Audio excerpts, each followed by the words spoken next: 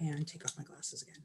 Okay, so good evening, everybody. Welcome to the sixth night of the 11th Annual Gainesville Jewish Film Festival.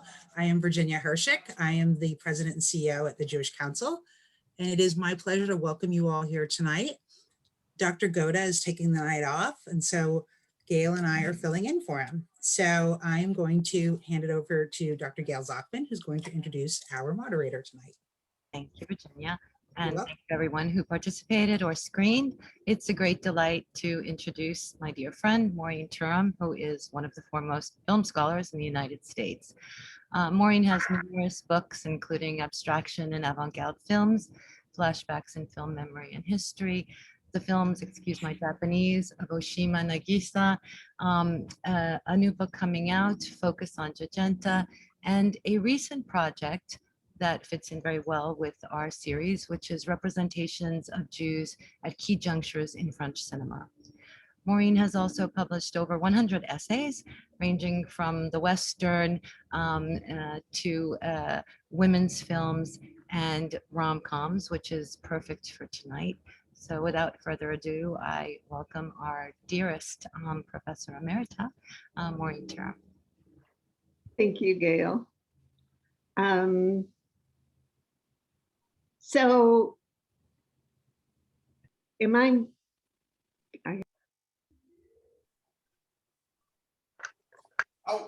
wait. Stop.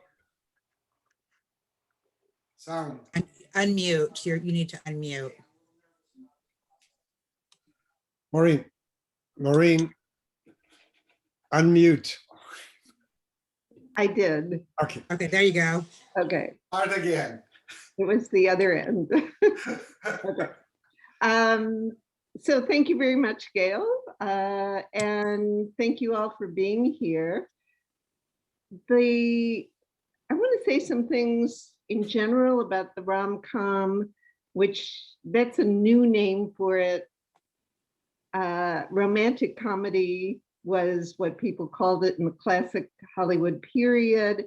It migrated to other countries, but it really is an American genre in its flowering. And it had a subset, which is screwball comedy, that you may be well familiar with, things like The Awful Truth. And in the screwball, there's a lot more sort of pratfall comedy, a lot more slapstick. But all of the genre depends on exaggeration, and it depends on something that brings a couple together, splits them up, and brings them back together. It's a predictable structure. And the thing that can split the couple up is often class differences in the classical form of the genre. And of course, that migrated to ethnic differences and to other sorts of cleavages. And so this film is partaking of that and using exaggeration in a form that is not often seen anymore in the American rom-coms.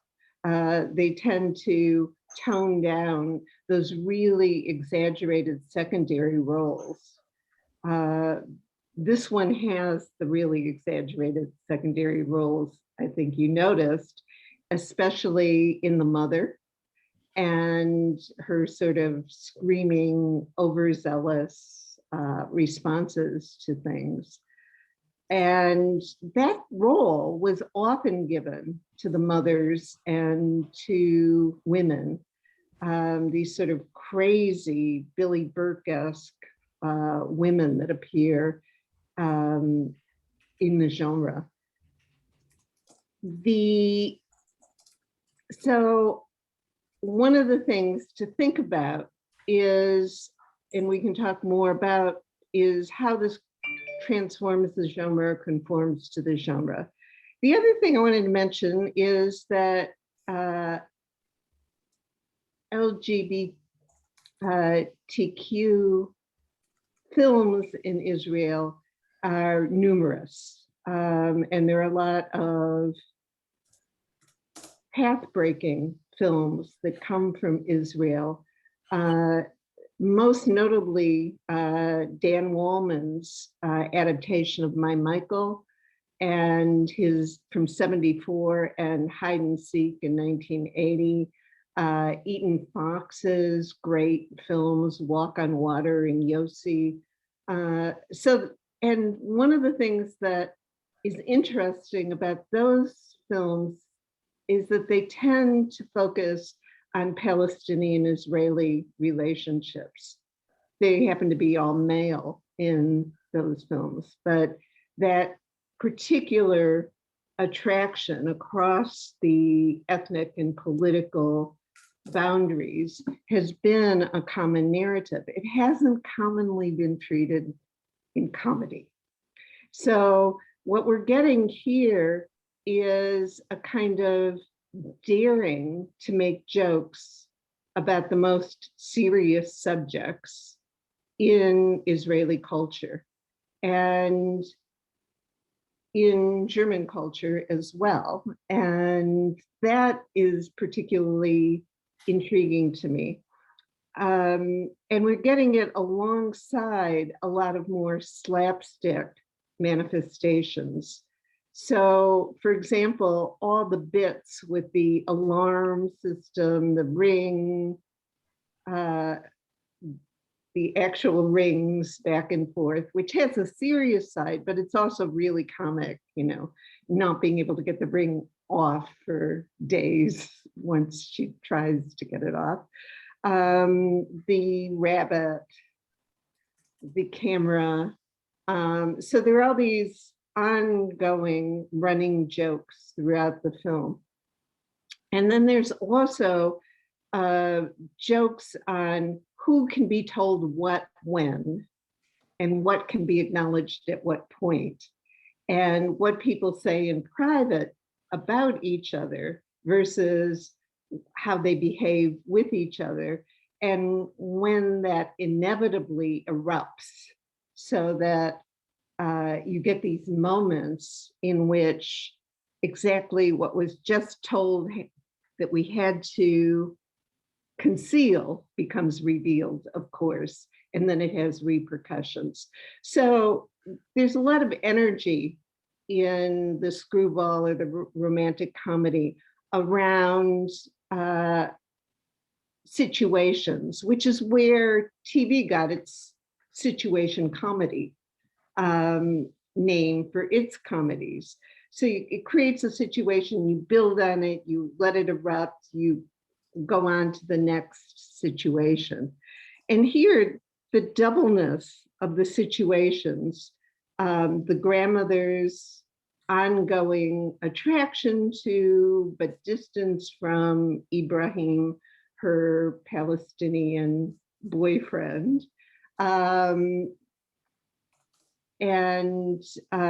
Shira and Maria's romance, constantly confronted with Shira's past lovers who spring up constantly and iterate repeatedly the jealousy and insecurity that Maria feels.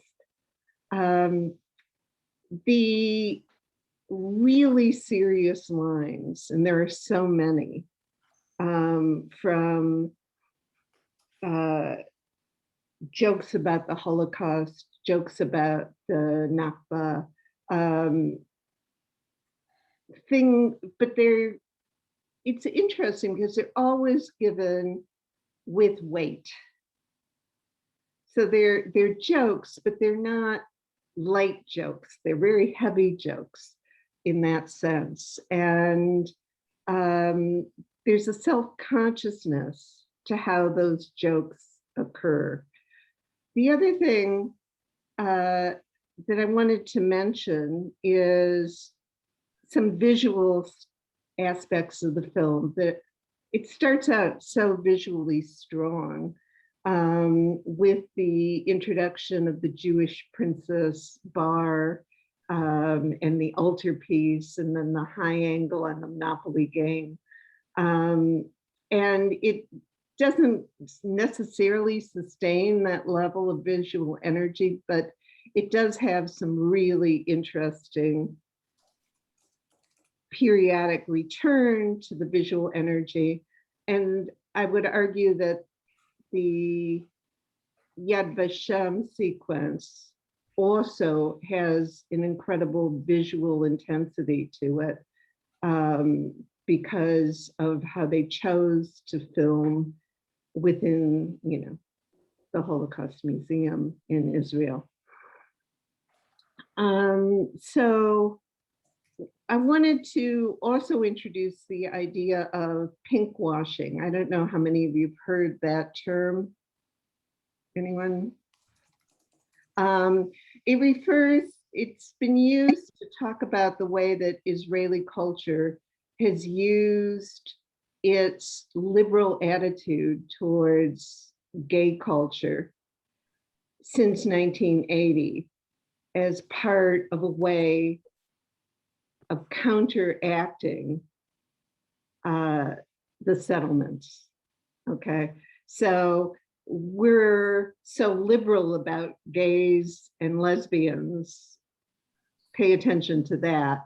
Don't pay attention to the settlements. And I think it's a little unfair as a critique, because it, sort of undercuts the hard-won efforts of gays in Israel for recognition and the importance of gay culture in Israel and its link to the Holocaust, and to not being prejudicial against a group that was also exterminated by the Nazis. But I think that it's interesting to think about the film in that context. Then we have each of the character types representing a different problematic. So you have the American father who is gung-ho on the settlements. You have the grandmother survivor, who obviously is carrying that weight into all of her judgments. And the brother filmmaker is really interesting. He's treated as a kind of goofball, but then once he shows his film at the end, it becomes the mechanism that brings the couple back together. And the filmmaker, this is a first-time filmmaker. Her name is Shirel Pelez. She was born in Venezuela and came to Israel to study film. I don't know if she came before that or just to study film, but she studied at Sapir University, which I visited. I don't know how many of you have, but it's right on the border with the Golan. And it has produced many of the young filmmakers in Israel. It's quite a liberal, progressive school. I don't mean to place it on the border and presenting it negatively. It used to have a fair enrollment, actually. Did I say Golan? I didn't mean Yes, you did. I'm I sorry. was checking because it didn't sound right. No, I'm sorry. It's on the border with Gaza. And he used to have Arab students coming from Gaza. And then when that border completely closed, that ended. So it's an interesting kind of nurturing place to learn filmmaking. Its specialty is documentary filmmaking. So this whole riff around the young filmmaker trying to make a documentary film for his project for school is actually probably a little bit biographical on the part of the filmmaker. So I want to open it to discussion. I know people have lots of ideas about the film or questions, and I'm interested in what you folks have to say. I want to say, when I first screened the film, and I was happy that we had a narrative film, happy there was a comedy, and we always do look for some romantic films to fill for Saturday night or to close the festival with. And I showed it to a couple of friends, one of whom was Gail, who was not as happy with it as I was. And but I found in rewatching it, I really liked the film. I liked the sensibility, and I found it very moving. And even the screwball, the stupid screwball aspects of it, I was okay with. It's like, so curious your reaction to it. I mean, it's of course you have, if you look at them comparatively to the American context, you have access to much more sophisticated screwball comedies. But this one, it's nonetheless moving. Well, the height of screwball comedy, it's one of my favorite things, from the 30s, fast talking games and, just these incredible films. We had a slogan when we first started teaching. I did a team taught course with 2 other women at the University of Wisconsin. And we still are great friends and do collaborative projects together. But our slogan for that week was "Screwball conquers all," because of the ideological network that is there in Screwball and how comedy has, can get you to a happy ending in situations where it shouldn't happen. But the recent films don't live up to that level of, 30 screwball. So go on TCM and enjoy. So this is a real attempt to resuscitate the genre, and I think it does some really interesting things with that. I think the problem that it's having, I read some of the criticisms of it, and the problem it's having is that people actually feel the serious moments of the film weigh it down too much. And I don't. I mean, I like that back and forth between the serious confrontations, the sad moments, and the regeneration of comedy. Can I jump in, Maureen? This is Robin. I found it a little disconcerting myself between the funny things and the serious things.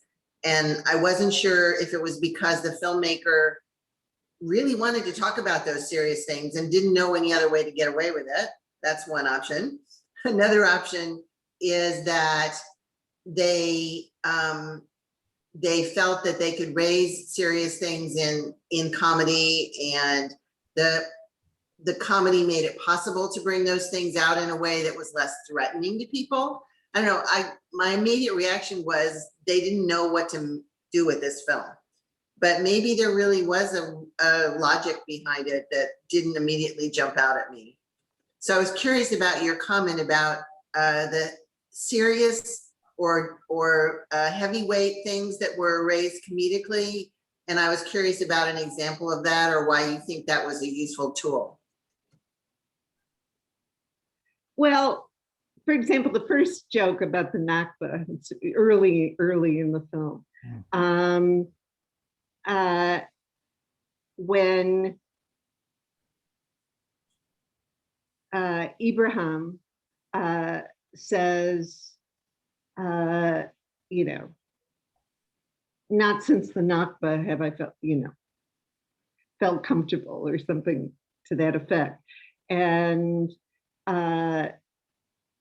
Shira says to him, well, I'm amazed you can joke about the Nakba. And he says, I wasn't joking. That is a really interesting moment. It is giving the joke and taking the joke away. And it's very self-conscious about the humor in the film and sets up all the jokes for their serious side, I would argue. It structurally functions for all the rest of the jokes in the film. And we get that as a motif. I was just joking, no, you weren't, kind of thing that goes on and on in the film.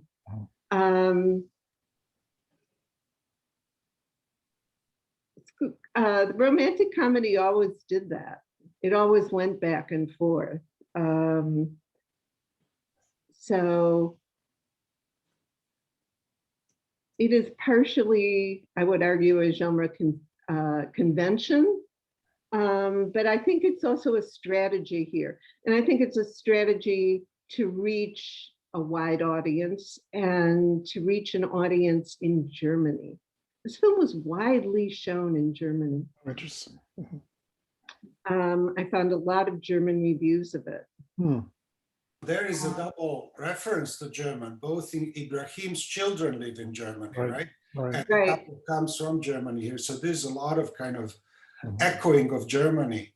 Yeah, Anyways, not just like Gastarbeiter dog who goes to work in Germany.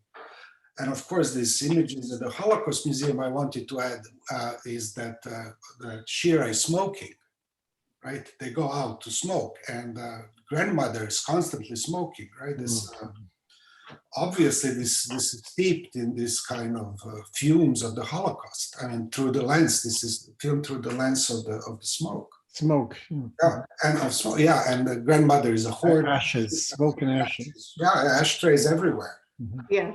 So there is obviously that inscription. It's not light in that sense. When you start looking at these ashtrays, then this humor becomes more weighted, as you said. But I think to this on one level. Okay, go ahead. Sorry. I just add to piggyback into the line where the father says to the daughter, "You've learned so much since you've been here. All these words you've learned." You know, this was hysterical, absolutely hysterical.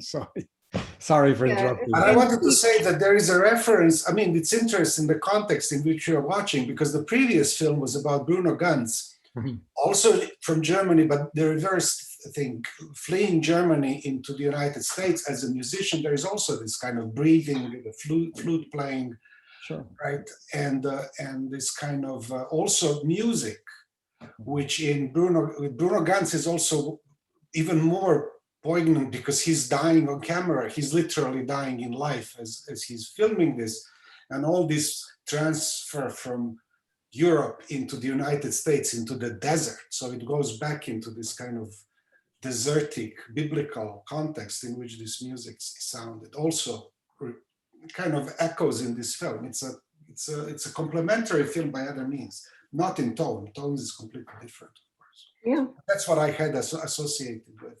I would also add that it's very Israeli, and it's something that is not usually communicated here in the United States.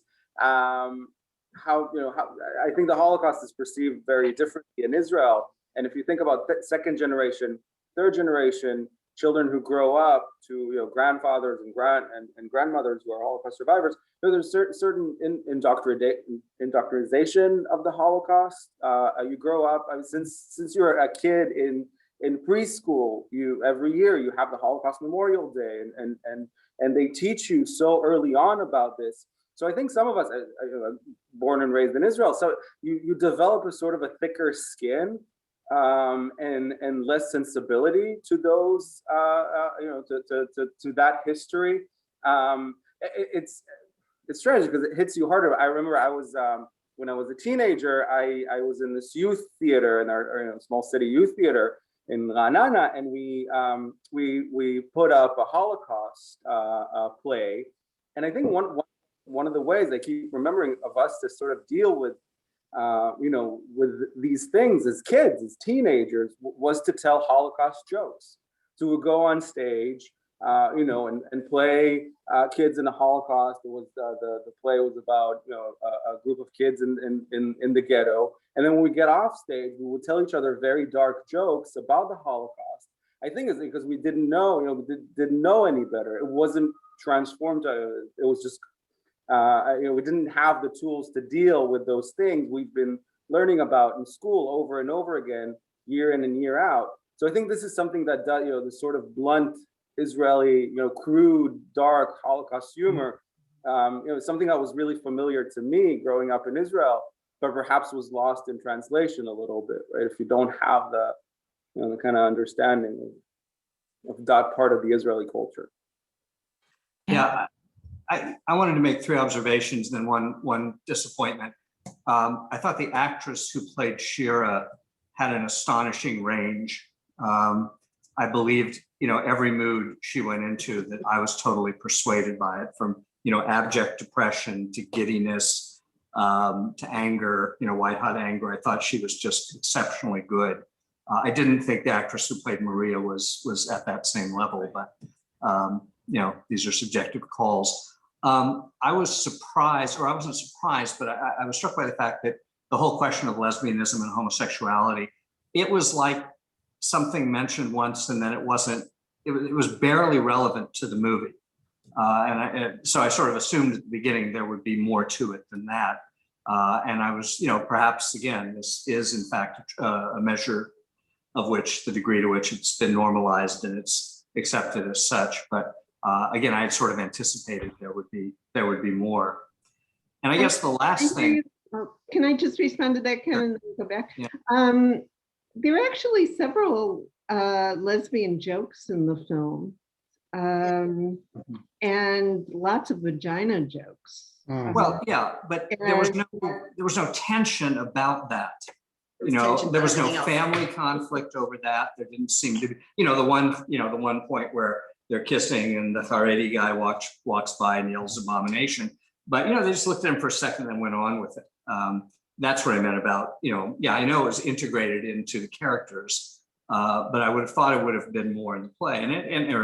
But look, the joke that struck me came with the grandmother's line that she says, "I'm okay as long as she doesn't look like a truck driver," which is an anti-butch joke in a way that can be read as self-conscious about the way the film has 2 gorgeous looking women playing, and feminine looking women playing the lesbians. But that one struck me as a little bit odd. It could really alienate part of the audience if this were shown at a gay festival.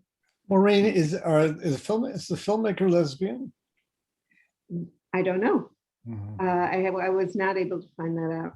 Because it's a different read if it's an in joke than if it's an out joke. Yeah, slightly, but that one is an in joke about different groups within lesbianism in a way that's really touchy. They did comment on the fact that gay couples still cannot get married in Israel legally. Legally, yeah. One of the things, I think it came up in the bar scene, or you're getting married, and they're like, no, we're not. We can't in Israel, but we're celebrating it anyway, right?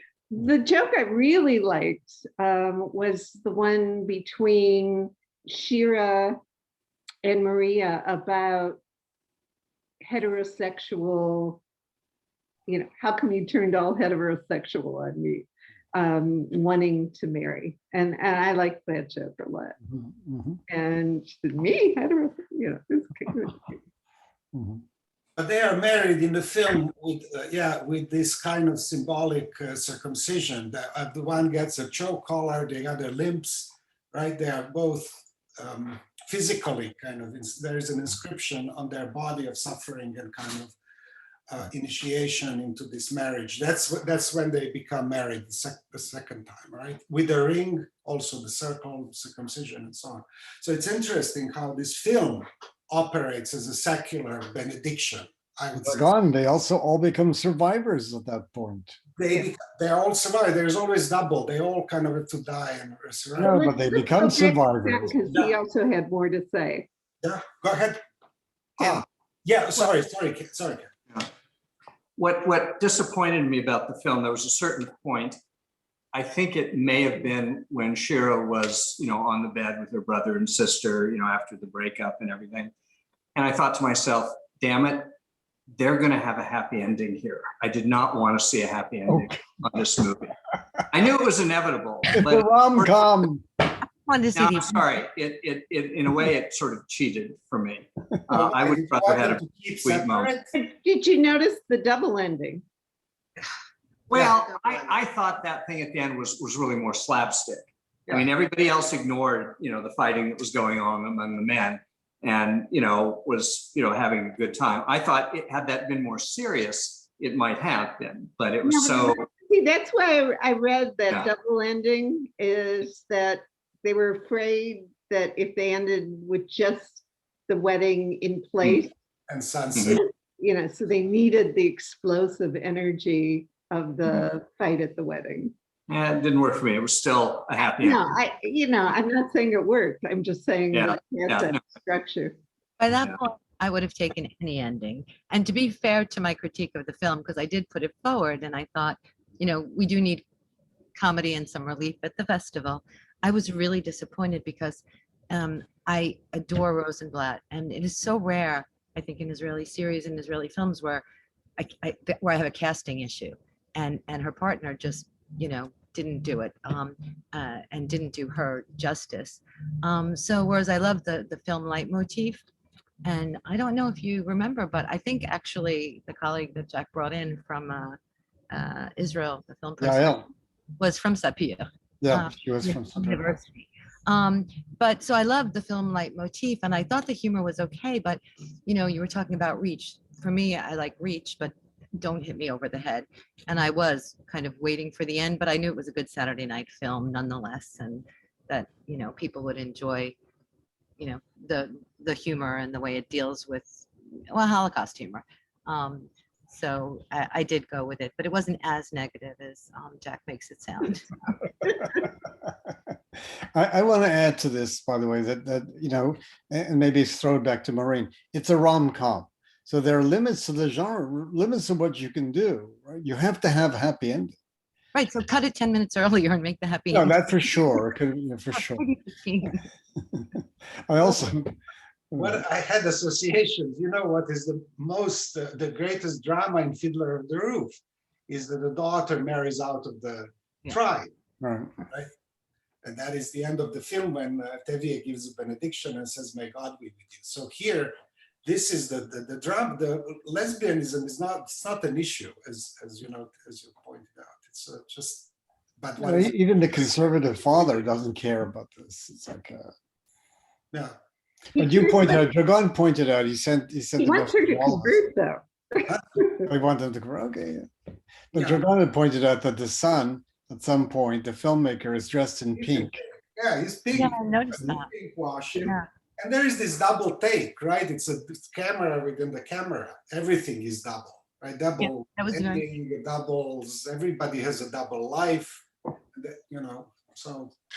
It's a study, but it's well done. I mean, it's not, there is some thought that went into filming it, I think. I just want to say that watching the second time, it holds. It's actually very funny and very moving, without being deep and etc. So, what sort of surprised me as well was, I felt at times I was watching films set in Manhattan. Because the degree to which sort of what I think of as American tropes, just in the language, calling, people calling each other bro and the whole range of things. I mean, years ago, I read Tom Segev's book, Elvis in Jerusalem, which sort of talked about this process, but it really at the outset struck me as this was kind of, wow. I mean, the globalization of some of these tropes was done very powerfully. The three different performances by the musicians? Yes. it was as if they were giving a nod to 3 different genres of music. Yes. And elsewhere in the soundtrack, you get a lot of hip hop, Israeli hip hop. Right. So I think part of what that was about was the acknowledgement that hip hop culture has really been important in Israel, that it has its own life. And I think potentially bringing together Palestinian and Israeli communities around music because of the shared inflections borrowed from the genre. So it might not just be a foreign thing at this point. It might actually represent something that's going on in Israeli culture. Well, yeah, I think it has been internalized, Okay. globally. Ken Janie had her hand up and wants to say something. Amy, and then Virginia, maybe? Yeah, go ahead, Jamie Sure. or Virginia, whoever. I just wanted to ask, there was something that had struck me and I want to make sure that I read it correctly. But we had talked a little bit about the explosion at the end. And for me, that had somewhat of a deeper significance to Maria's line partway through the film. I see everything's exploding around. Yeah, she said that she felt like she was navigating a minefield. And I think that line really applies to all the characters because, we see a lot of humor in this film, a lot of 2 families being very normal families. And then instantly they talk about the Holocaust. They talk about these really deep and, terrible subjects. But that all the characters, it keeps coming up for them. And so I felt like the explosion at the end was kind of, the story's not over. They're going to have to keep working on this together as a couple. It's never going to not have happened. And that the happy ending is just for this particular story, but that it will come up in the future and they're going to have to keep working together. That's how I read it. I don't know if. But there is also inscription. Okay, go ahead. Virginia, and I have something to say after Virginia. Okay, Jamie, that's a good comment. And the alternate title in English to the film is Kiss Me Before I Blow Up. Oh, wow. But Kiss Me Kosher is a brilliant title. Virginia, you want to say something? Yes. The musical interludes with the musicians and the odd costumes is a nod also to There's Something About Mary, because that shows up in that film multiple times. And also the German woman's name is Maria. So I think that purposefully goes along with There's Something About Maria. Interesting. But Yeah. we picked up on that watching it too. That sort of the goofy musical interludes was definitely also something about Mary, which, the Farrelly brothers are not Jewish that I know of, but with who's the main character besides Cameron Diaz? I'm blanking on his name. Ben Stiller. Ben Stiller, yeah, who brings an incredible Jewish sensibility to that role. I think that's a funny connection to something very slapstick rom-com. And Kiss Me Kosher is, tips its hat to Kiss Me Kate, as you had pointed out, which is not Jewish, but is gay. At least the person who produces is very gay and truly screwball comedy. I mean, it's truly very funny. I want to say something about this very persistent trope in so much of popular culture, popular sitcoms and so on, that the ways in which Jews played this role of introducing feelings to non-Jewish families who are lacking it. And it comes up over and over again, and unfortunately I can't think of what examples at the moment, but it's happening here too. And I will disagree with Ken on Maria. I like Maria, but as Virginia commented to me when I first told her I liked the film, she said, "I'm not surprised. Men like lesbian films." And I don't think she's wrong. but nonetheless, there's this role that Shira's the name, right? is playing in terms of introducing feelings and passion to a somewhat cold German woman, rather cold, cerebral German family. You know, they're sorry. Sorry, I said, isn't that redundant? But they're politically correct, and they do all the right things. They're okay with whatever their daughter. They don't have Friday night dinners the way this family has Friday night dinners, which are all about expressing emotions, yelling and screaming, because that's what you do as a family who cares, And it's shocking to Maria when she first sees this. This is, what kind of family is this? What kind of dinner is this? And yet it's a family and a dinner in which emotions are really on the surface. So I thought it was interesting how it plays on this very, very, very persistent trope in popular culture of this healing that takes place, emotional healing that's introduced by the Jews of the Jewish family. And anyway. You remember the split screen in Woody Allen's film? Yes. Two families, right? And I wanted to say, Jamie, what Jamie said about explosions, it's also marked linguistically. You remember Sholem said that if Israel adopts Hebrew, it will be like walking on the volcano. So there's this young woman being taught Hebrew, right? Ivrit in this young woman for cakes, she is bribed to speak Hebrew. English is, of course, overarching film which smooths the differences and so on. So there is an interesting interplay with language itself is the point of explosions, including the music, which is played by an orchestra, which doesn't bode well for the piece. It's called the Balkan Orchestra, which I noticed immediately. Because, the powder keg of the Balkan is how Balkans are. And also, what is interesting that Maria is Mary.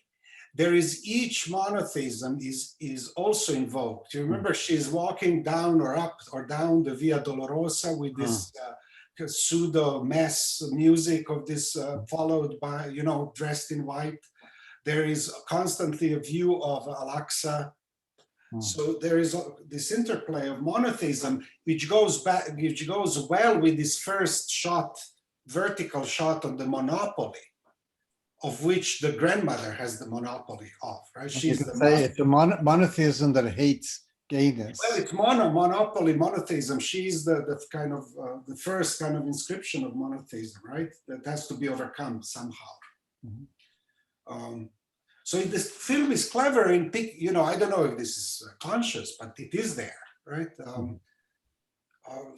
They were managing to have this double lens, double exposure, I think, very well.